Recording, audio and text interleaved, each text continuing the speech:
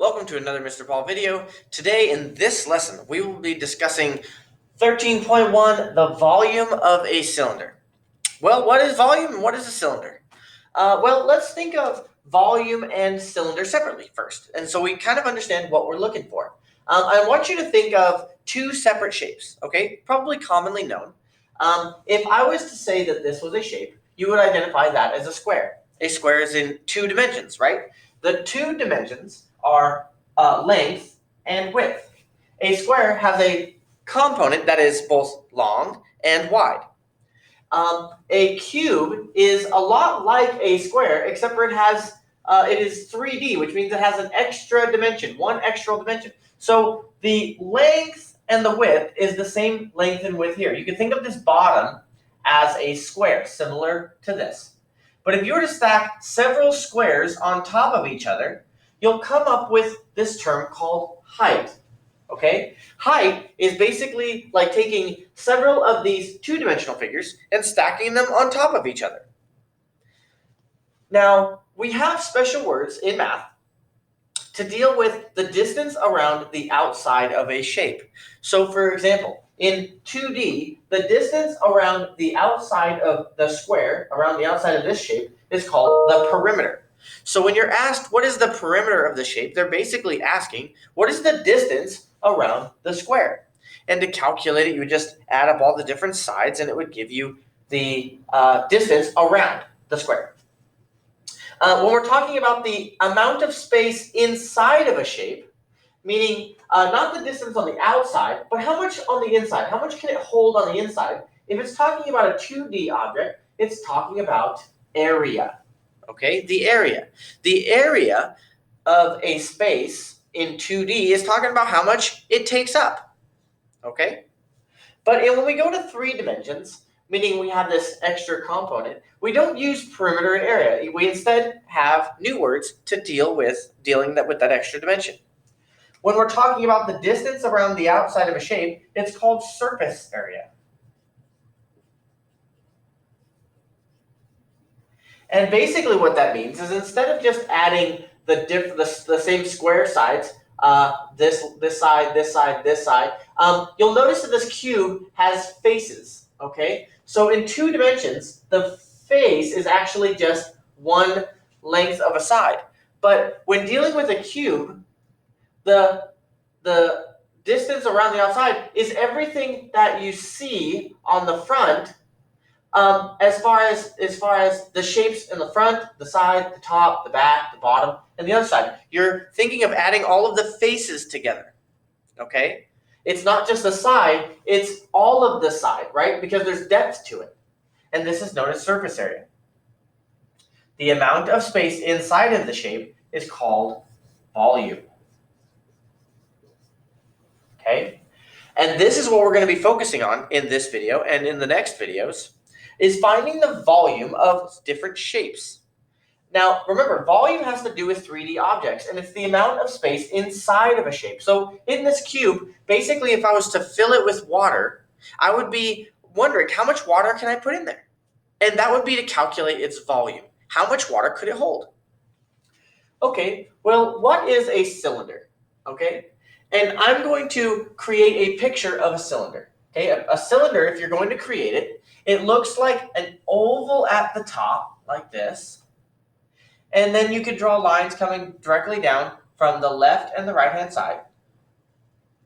And then the bottom is not going to be flat. It's going to be curved just the way that the top is. So it's going to be something like this.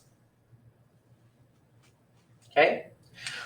So common cylinders, if you ever drank a Coca-Cola or Pepsi, and they come in a can, the can is a type of cylinder. Or if you've ever been cooking and you opened up a can of green beans or corn, that is also a cylinder. Now, to label the cylinder, I'm going to go back to our trusty 2-dimensional object and then build it towards a 3-dimensional object. This is known as a circle, and I'm not confusing anyone. C-I-R-C-L-E. This is a circle. And we know common things about circles. For example, the distance from the center to an outside edge in any direction, this specific distance is called the radius. And a radius is a math term to say that the distance from the center to any outside edge, or you can think of it, it is halfway across the direct center of the circle. Okay? So we can write radius as half of the distance across the circle. Well, they also have a math word for the distance all the way across. So I'm going to put this in a different color and put it right underneath. But do understand I'm talking about going through the center still. Okay? The distance halfway across is known as a radius. The distance all the way across is known as a diameter. Okay? Diameter. So you could think of a circle, and the distance all the way across the circle is called a diameter. If you're only going halfway, you can call it a radius. And we can use this knowledge by referencing a little object that looks like this. This is a poker chip. Okay, this is in the shape of a circle.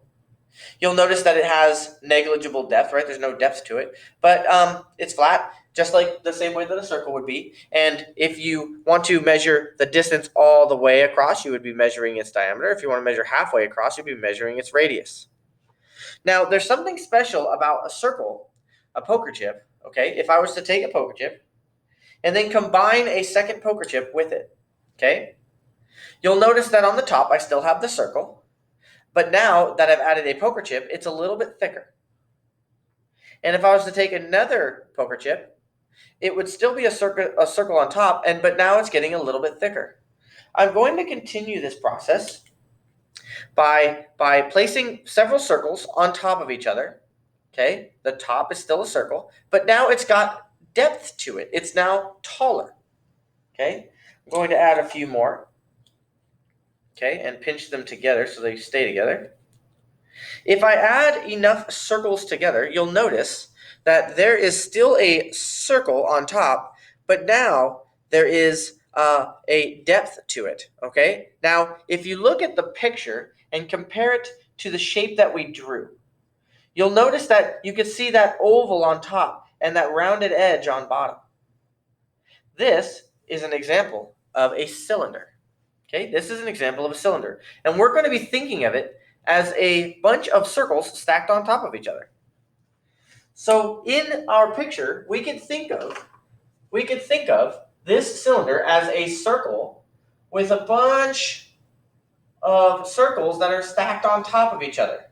Now, we don't need to draw these lines on every cylinder. I'm merely showing you what they look like to illustrate that we're just a bunch of circles stacked on top of each other.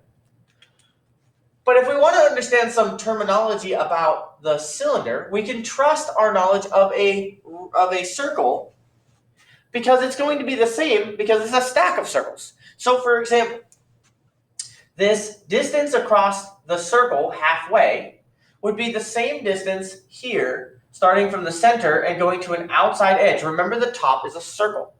This is also known as a radius. But it's not the radius of the circle, it's now the radius of the cylinder. Okay? And similarly, the diameter of the circle, if I was to imagine there's a distance all the way across the top of this cylinder, that would be known as the diameter. Okay, the diameter. But not the diameter of the circle, instead the diameter of the cylinder. But what is difference between a circle and a cylinder is that this is a stack of circles, and this stack created depth. But in math, that depth is called height. Is called height. How high is your stack of circles? How high is your stack of poker chips? Now, the volume formula. Remember, we're trying to calculate the area of a circle, but it's several circles stacked on top of each other. It's 3D. So the formula looks a lot like this.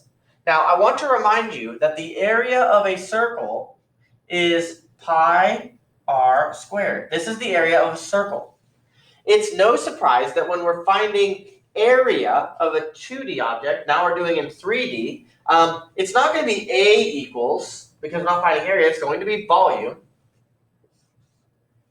And that's going to be equal to, well, how did we create the cylinder? Well, if this is the area of a circle, a two-dimensional object, let's start there. Well, if this is the area of one circle, you'll notice that when I created my cylinder out of poker chips, when I created my area from a poker chip, I was only finding the area of one poker chip. To find volume, I don't need the one poker chip, I need all of them, because they created the cylinder.